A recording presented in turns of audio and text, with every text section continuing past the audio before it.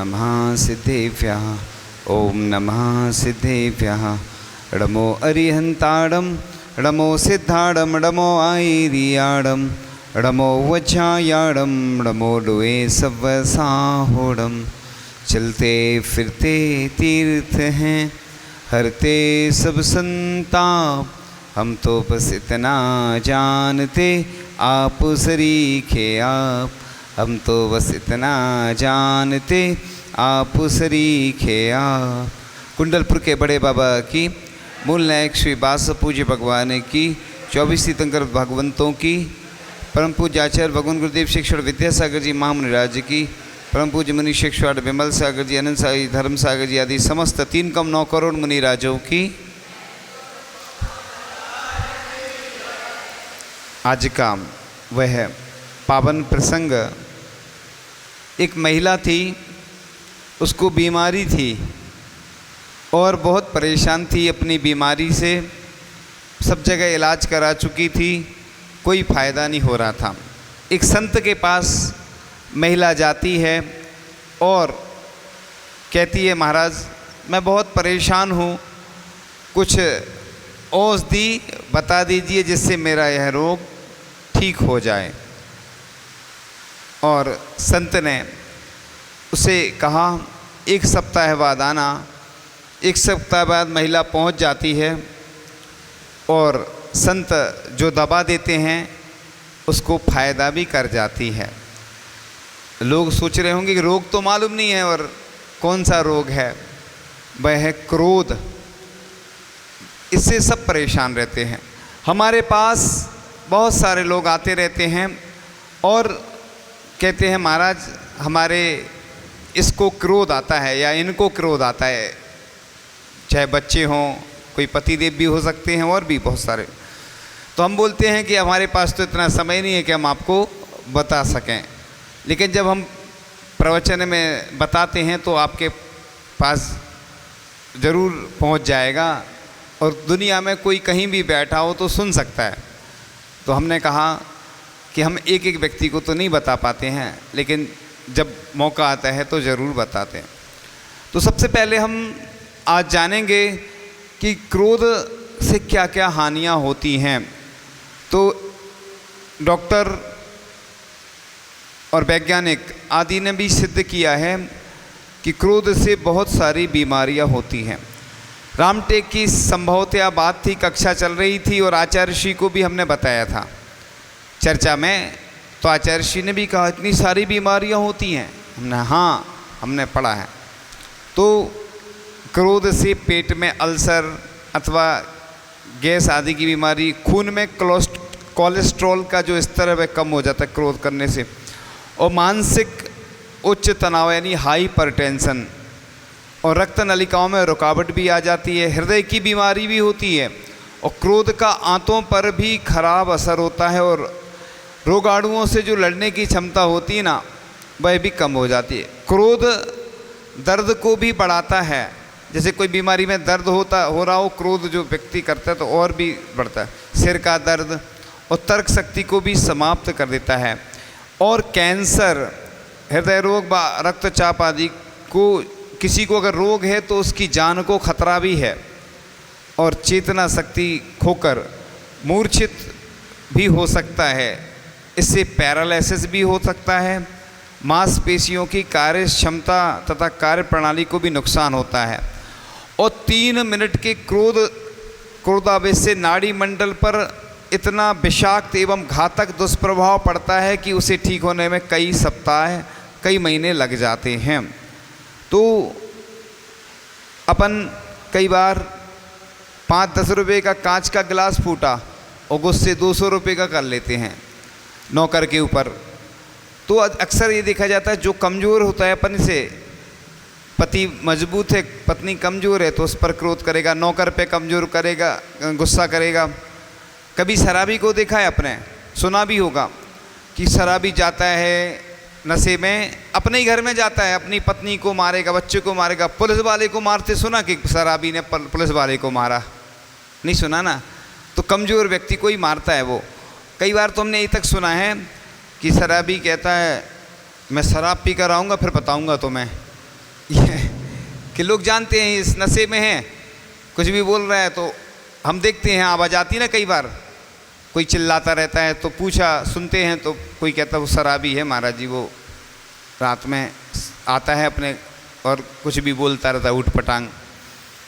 तो जिस प्रकार से नशे में व्यक्ति कुछ भी ऊट पटांग बोलता है, ऐसी क्रोध में, इसलिए कहते हैं कि जब भी क्रोध आए तो क्या करें, उल्टी गिनती शुरू कर दो और णमो सिद्धाणम, ओम नमः सिद्धेभ्य, इस तरह से कुछ भी अच्छे वाक्य बोलेंगे तो क्रोध से बच सकते हैं। उस स्थान को भी छोड़ दो। अगर इतना नहीं कर पाते हैं तो फिर हम क्या करें। तो इस प्रकार से जब भी आपको गुस्सा आता है तो कुछ कहने से पहले मन ही मन उल्टी गिनती भी शुरू कर दीजिए। और अपन चाहे वो पति हो तो पत्नी से इच्छा रखता है कि ये हमारी इज्जत करे, घर पे जैसे ही आए तो पानी के लिए पूछे, सब व्यवस्था करे। आजकल थोड़ा सिस्टम चेंज हो गया, पहले जैसे दहेज के लिए कितना प्रताड़ित करते थे। पहले लड़की की शादी करने में बहुत सारी समस्याएं आती थी दहेज के कारण और अन्य कारणों से, आज उल्टा हो गया। इसी प्रकार से अब लड़कियां भी सर्विस करने लगी। अब तो आजकल एफडी भी होने लगी, शायद शादी में दहेज नहीं देकर लड़की के नाम एफडी कर देती, जिससे कि दबाव बना रहता है। उसने कुछ कहा, वो कह दिया हम जा रहे हैं, अब एफडी है ना अपने नाम, तो कोई चिंता की बात नहीं। दहेज दे देते तो वापस नहीं ले सकते, सोना चांदी देते वापस नहीं ले सकते ना। तो ऐसी घटनाएं घट जाती हैं कई बार। तो इस प्रकार से इसका विपरीत क्या है, क्रोध का क्षमा। इसको क्रोध को अगर जीतना है तो किससे जीतते हैं, क्षमा से। और वर्ष में 3 बार पर्युषण पर्व आते हैं। कितने बार आते हैं, 3 बार। तो अपन क्या है, वर्ष में 1 बार क्षमा माड़ी मना लेते हैं।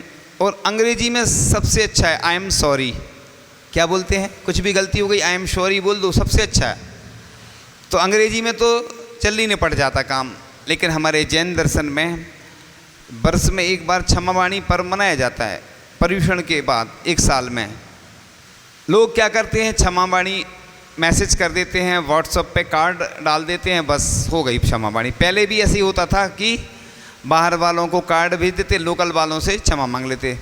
अब तो मोबाइल का ज़माना, व्हाट्सएप का ज़माना है, फेसबुक का है और इंस्टाग्राम का है ना, और भी कई माध्यम हैं। तो उससे SMS चला जाता है, मैसेज।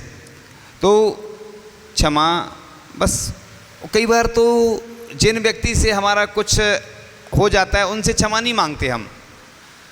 वर्ष में 1 बार नहीं 3 बार क्षमा मांगना चाहिए। और जैन दर्शन, जैन साधु, जैन संत तो 3 बार मांगते हैं दिन में। तुम लोग तो 1 साल में भी 3 बार नहीं मांग पाते। और संत कहते हैं खम्मामी सब जीवाणाम सभ्य जीवा खमंतु में मेती में सब बोधेसु वैरम मज्जमना केण भी, यानी मैं सबको क्षमा करता हूँ और मुझे भी सब क्षमा करें। और हम तो नैनो प्रतिक्रमण बताते हैं लोगों को, 3 बार कर सकते आप, छोटा सा प्रतिक्रमण, ओम नमः, सबसे क्षमा, सबको क्षमा, सुखी रहें सभी आत्मा, सभी बने परमात्मा।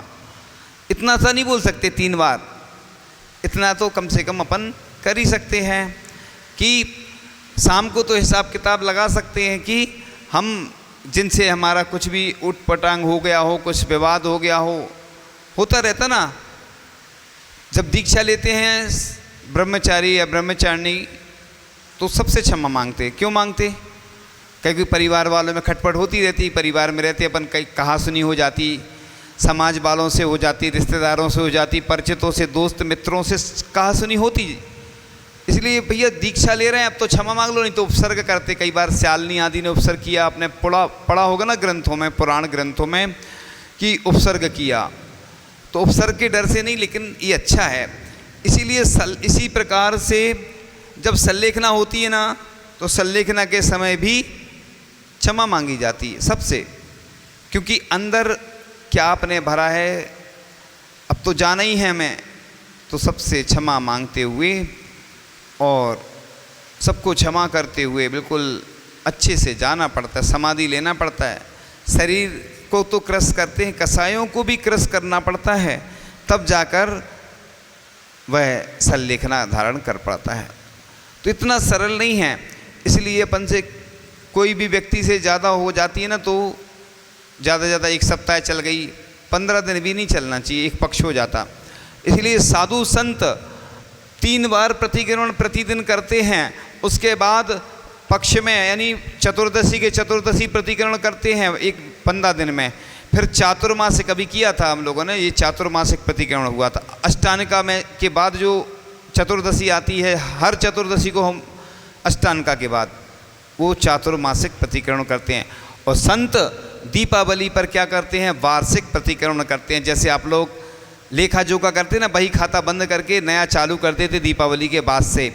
कई संत तो दीपावली के दिन विहार कर जाते हैं, क्योंकि दीपावली पे हम लोग वैसे भगवान मुक्त हो जाते ना, भगवान महावीर भगवान को क्या हो जाता, मोक्ष, हम लोगों को भी मोक्ष हो जाता। लेकिन जहाँ पे कोई कार्यक्रम आदि हो तो फिर रुकना पड़ता है, या जब तक गुरु आज्ञा नहीं आती, संकेत नहीं आते तो रुकना पड़ता है। लेकिन दीपावली पे संत फ्री हो जाते हैं। संत जहाँ आते हैं तो बसंत आ जाता है, और संत जाते हैं तो सूना सूना हो जाता है, जहाँ जाते हैं वहाँ सोना सोना हो जाता है।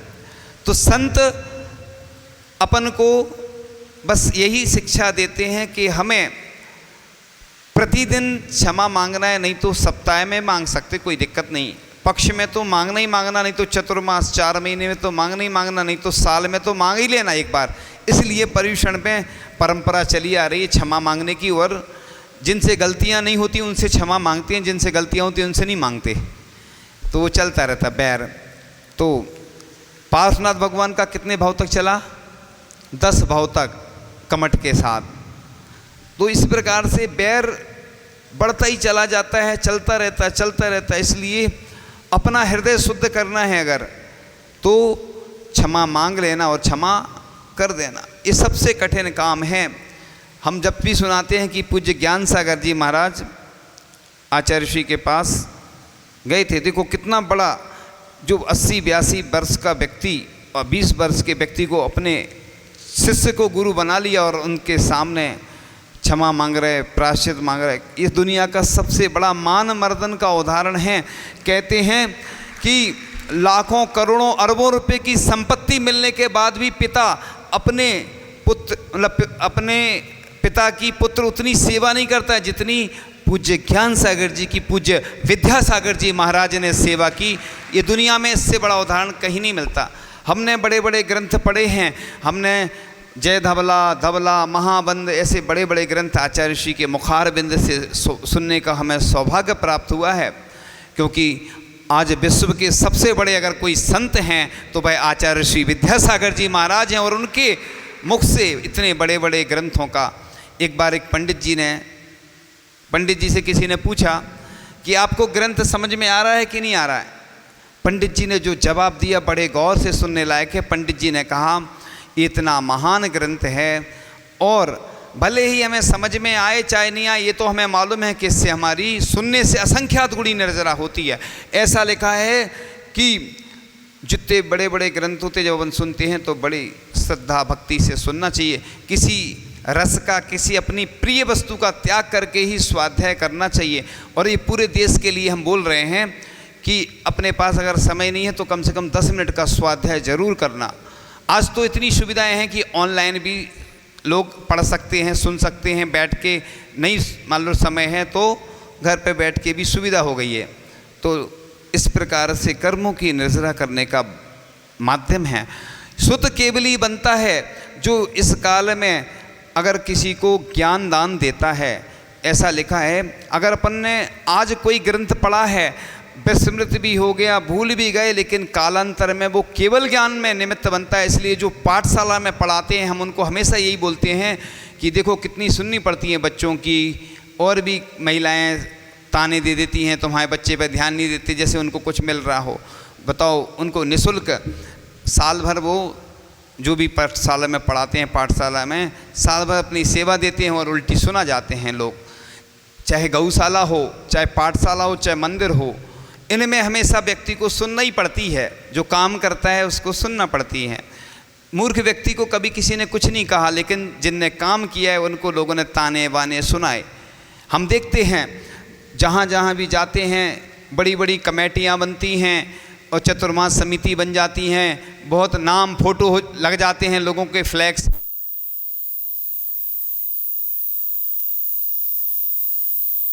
एक जगह बैठे थे, तख्त पे बैठे हुए थे, नीचे पानी डला था, कई लोग आ रहे थे, महाराज जी पानी डला पानी डला।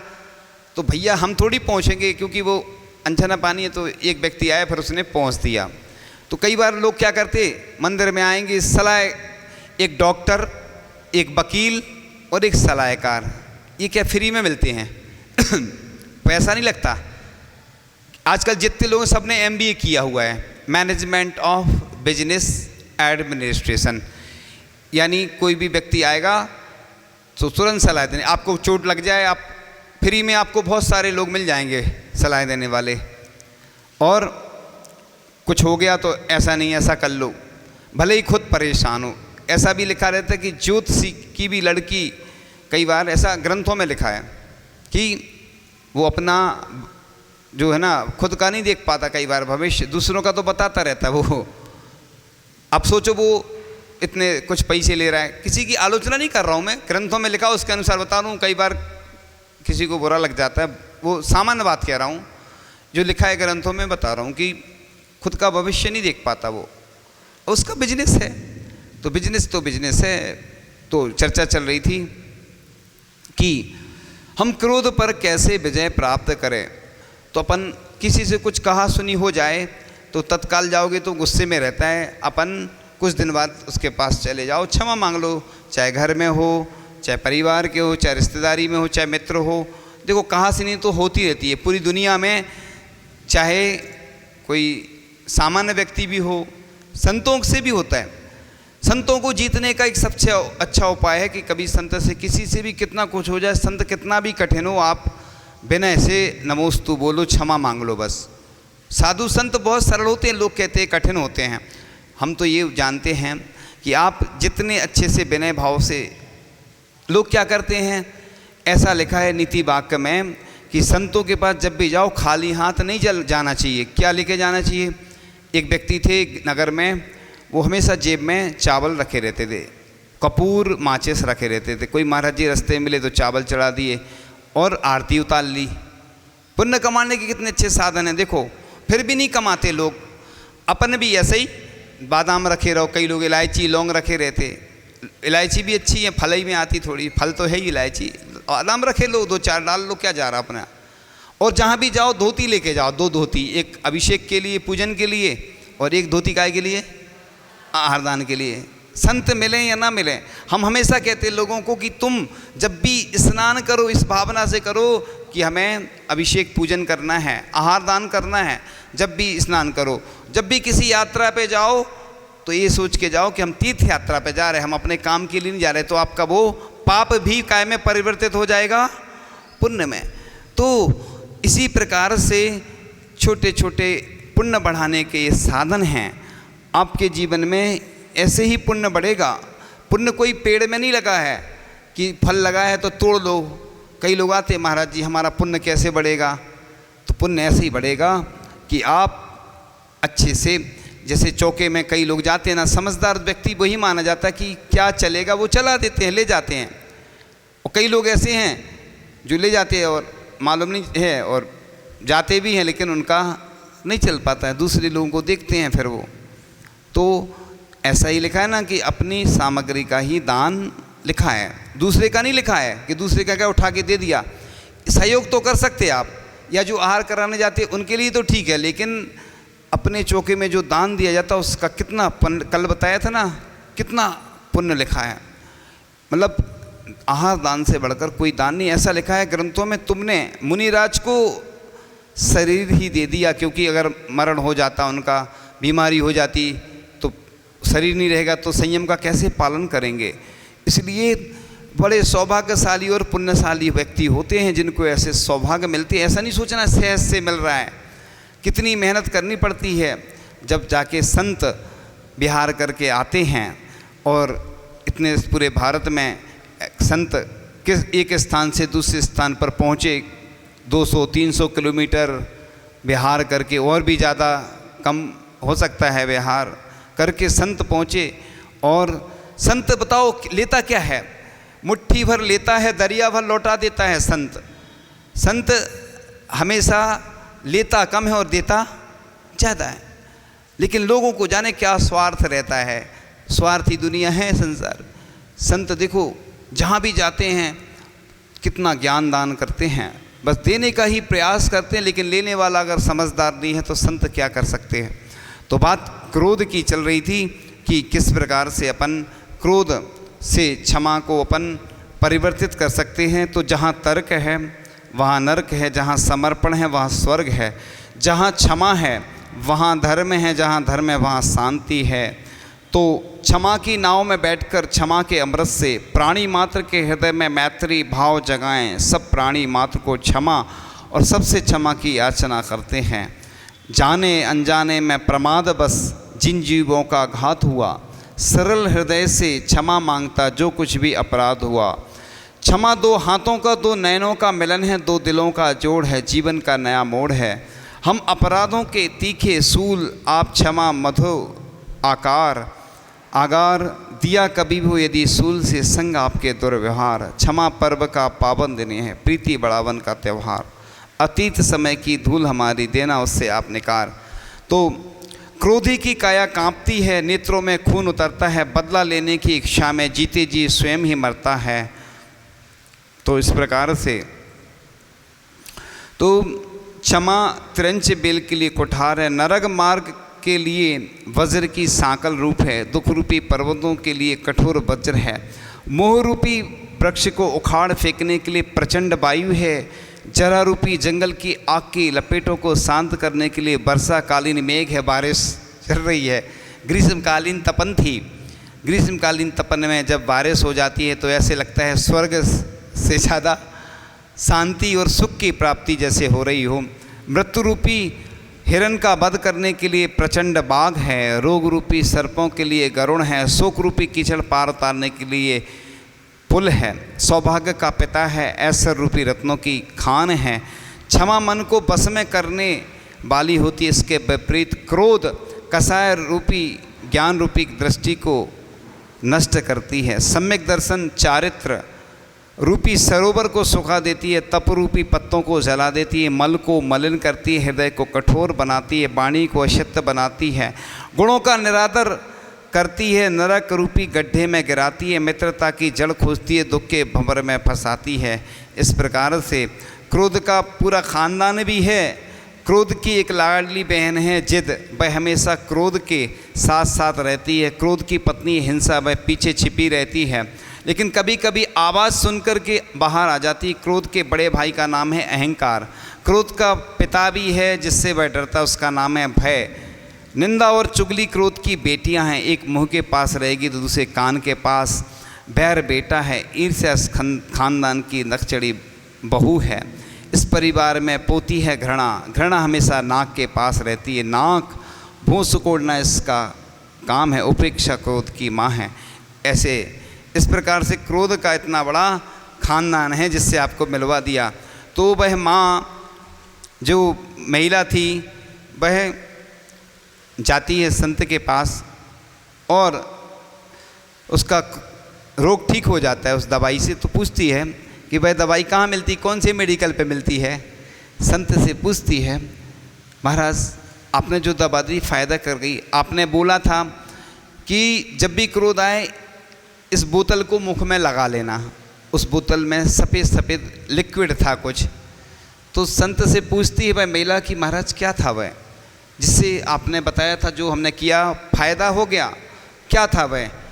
संत ने कहा क्या करना, कई बार दवाई बता दो ना तो फ़ायदा नहीं करती। फिर लोगों को क्या होता ना, मालूम चल जाता ना कि ये सोंठ है, इससे तो हमारी सर्दी मालूम था हमें, ये तो महाराज ने कुछ नई चीज़ थोड़ी बताई।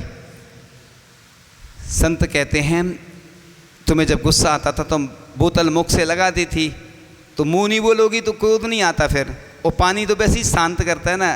कोई भी जब घर में आता है सबसे पहले क्या पिलाते अपन, क्यों पिलाते कि वो गुस्से में हो तो क्रोध शांत हो जाता उसका, नहीं तो वो गुस्सा करेगा। इसलिए जल शीतलता प्रदान करता है।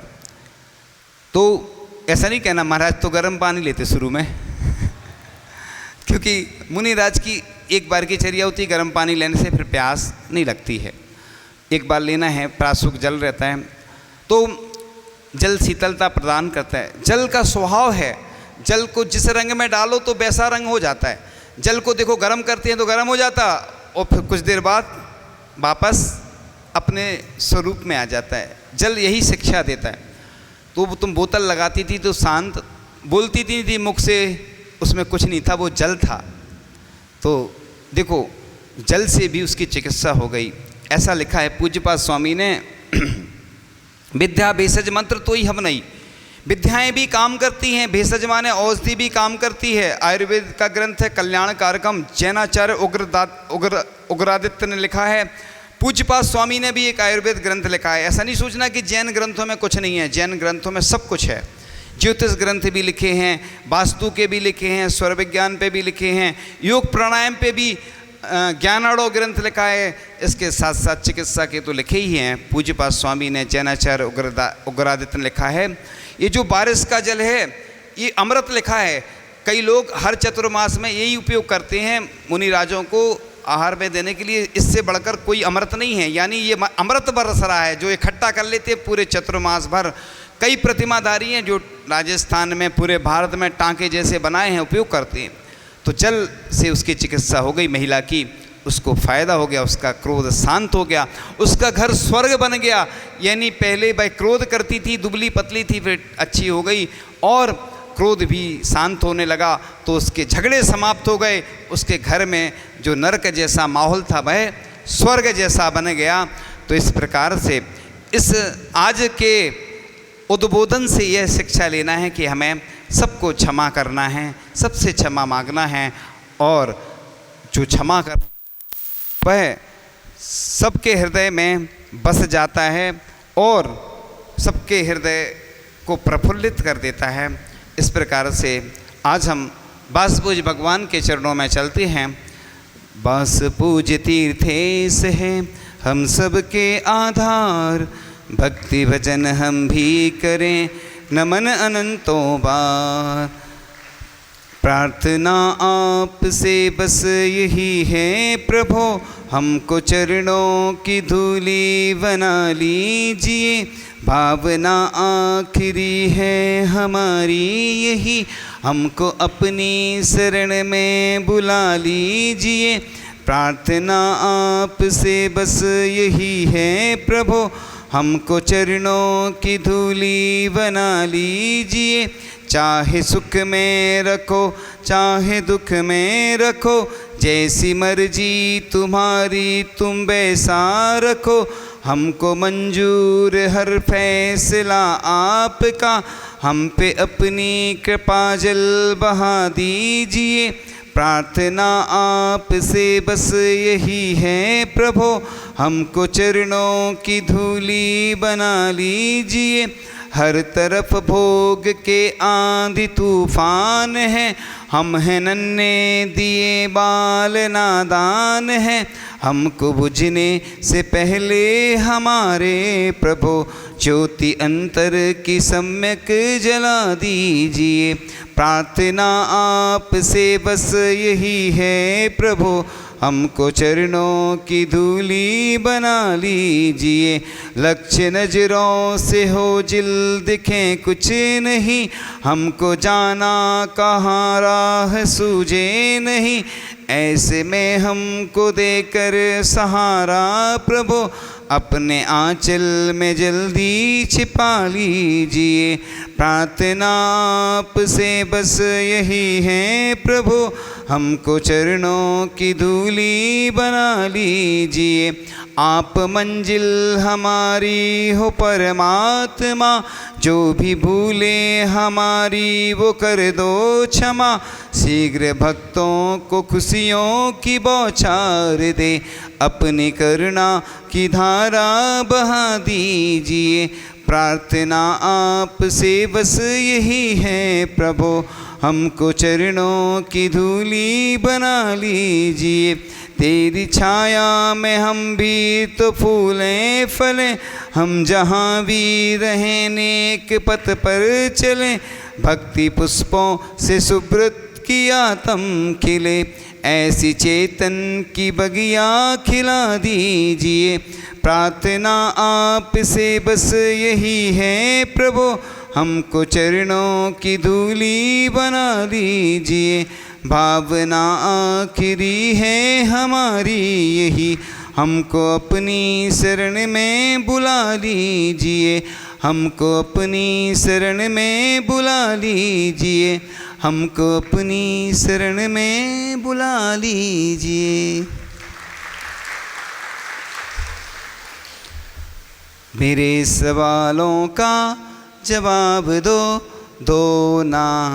आता है पहला प्रश्न आपके सामने। पहला प्रश्न, जो महिला थी उसको कौन सा रोग था? महिलाएं उठा रही, पुरुष कम उठा रहे। हाँ, ये बीच वाली नहीं, वो आगे आगे की पंक्ति में। हाँ हाँ, उठ जाओ माइक दो ना।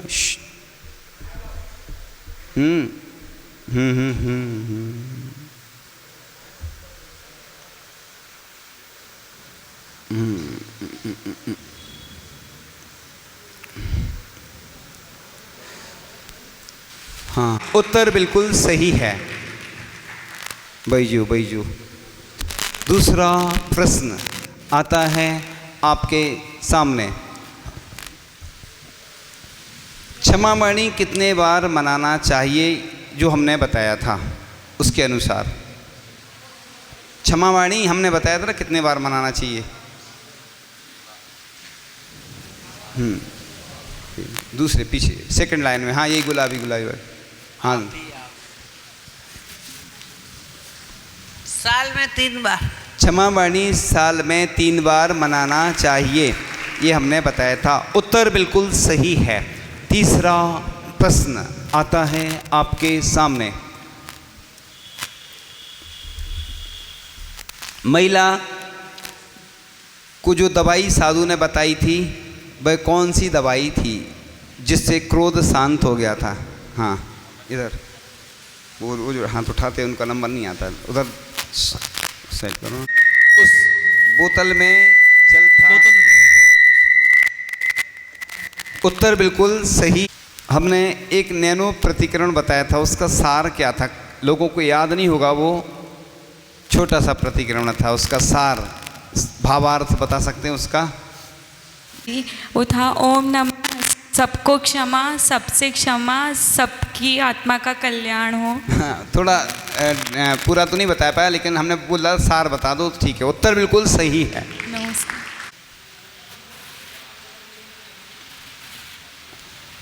क्रोध जब आता है तो उससे बचने का उपाय क्या है, ये हमने बीच में बताया था। महाराज जी, उससे बचने का उपाय है कि हमें ओम नमः सिद्धेभ्यः बोलना चाहिए या फिर नमो सिद्धाणम का जाप करना चाहिए और भगवान का जाप करना चाहिए। ये तो नहीं बताया था हमने, लेकिन 2 सही हैं। उत्तर बिल्कुल सही है। एक दोनों हाथों से दो, एक जने पकड़ लो, दोनों हाथों से देना पड़ती ना, कोई भी व्यक्ति को देते ना तो दोनों हाथों से दो अच्छे से।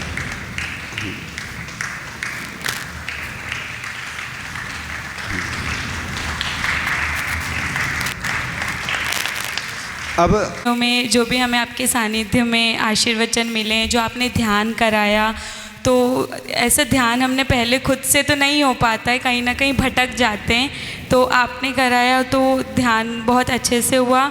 और जो क्लासेस, जो कहानियाँ आपने सुनाई और जो माँ की कहानी, जो कविता थी, उन सब से हमें ज्ञान की भी बहुत प्राप्ति हुई है। और जो आप प्रश्न पूछते थे, जो आपके प्रश्नों का तरीका होता था, उससे हमें और ये रहता था कि हमें ध्यान से सुनना है जो भी है।